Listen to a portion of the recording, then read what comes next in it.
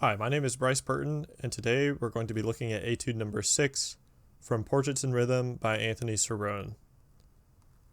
So this etude is on the slower side of tempo, but it has some really fast, tricky rhythms.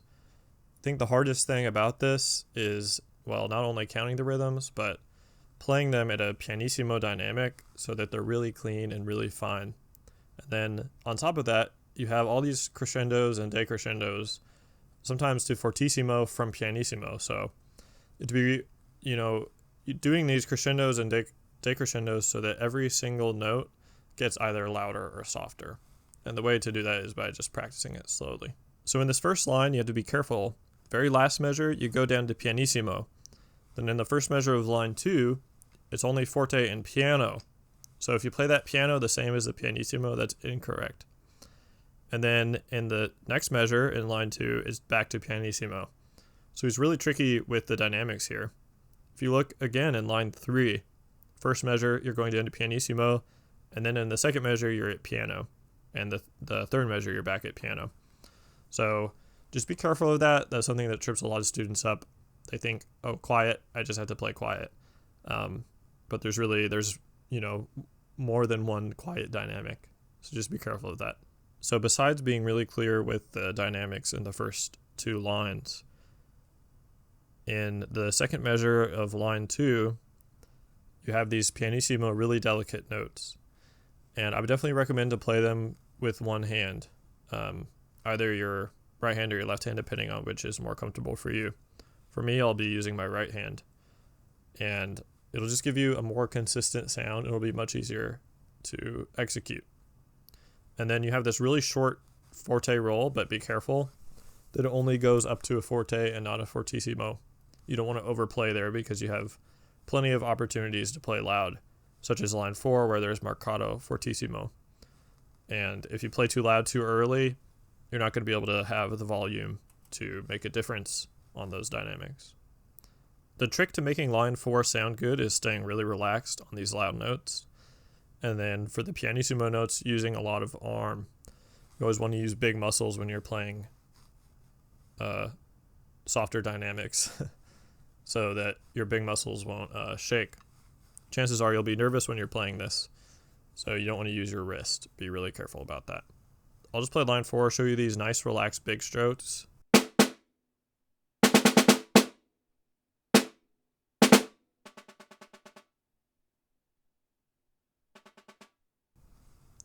Right.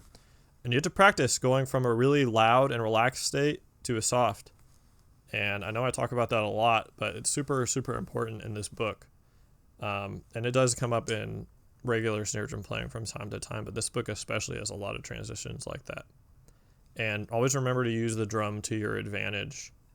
In line 5, you want to be really careful about where these crescendos and diminuendos start. So the diminuendo starts on the and of 2, right? And of beat 2. So you might write that in because it's not very obvious the way that it's written. And I would really, sometimes write in the beat that the crescendo happens on.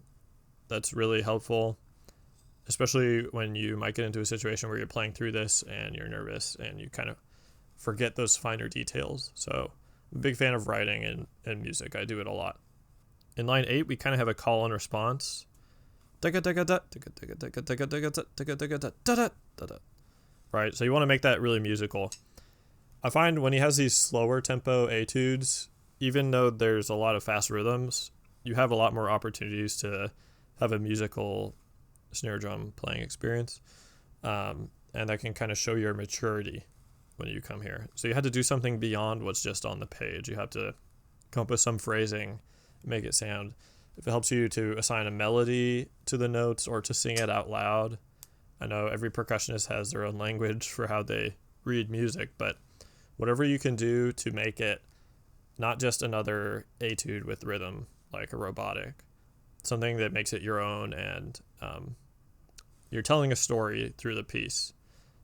And there's a couple moments like line 4 and line 7, the first measures of each. It's the same exact material. So it's kind of like chapters in a book. Like, here's the start of a chapter, here's the material. And here's the start of a chapter, here's some other related material, but it's slightly different. So think of it like that way, and you should be good to go. Then in line 9, we have that triple fortissimo with accents. That should be extremely loud. And then we have some time so we can get to triple pianissimo, right? Triple P, really soft. So you need to save your dynamics until line 9 and line 10. Those should be the loudest and the softest moments in the piece. And the best way to practice this is slowly and with a metronome. And I'd also recommend writing in a lot of the beats. So sometimes it can get confusing where stuff falls. And if you write that in, it's like you don't even have to practice it because you can just look at the page and know, okay, this comes on beat 4, this comes on beat 5. One other thing is to make sure that you're counting this in 5. I know a lot of students, when they have a time signature outside of 4/4, 3/4, 2/4, they'll start just looking at the rhythms. And something like this, where you have all these 30-second notes, it's not going to work. You have too many rests and too many weird rhythms. So if you try to just play it by the rhythms, unfortunately, you're not going to get very far. And even if you can do this solo, it'll just serve you better to learn how to subdivide in 5 so that you're counting to 5. And you can kind of feel that 5 actually has its own unique feel. Sometimes it's 3 beats plus 2 beats. Sometimes it's 2 beats plus 3 beats. And then an etude like this, which is slower, it's just kind of its own 5 feel, which is almost like jazzy. But yeah, you'll come to recognize it as easily as you do 4/4 and 3/4, and eventually you'll be feeling it in 5. So just trust me on that and practice counting to 5. If it helps to turn your metronome on, you can do the accents every 5 beats, and that's how I like to practice it. Another section here is line 8 and 9, right? So you have these crescendos and diminuendos. You need to make sure that they happen in the right place. Line 9, I'd recommend playing it slowly so that you can really make sure that every note is getting louder or softer.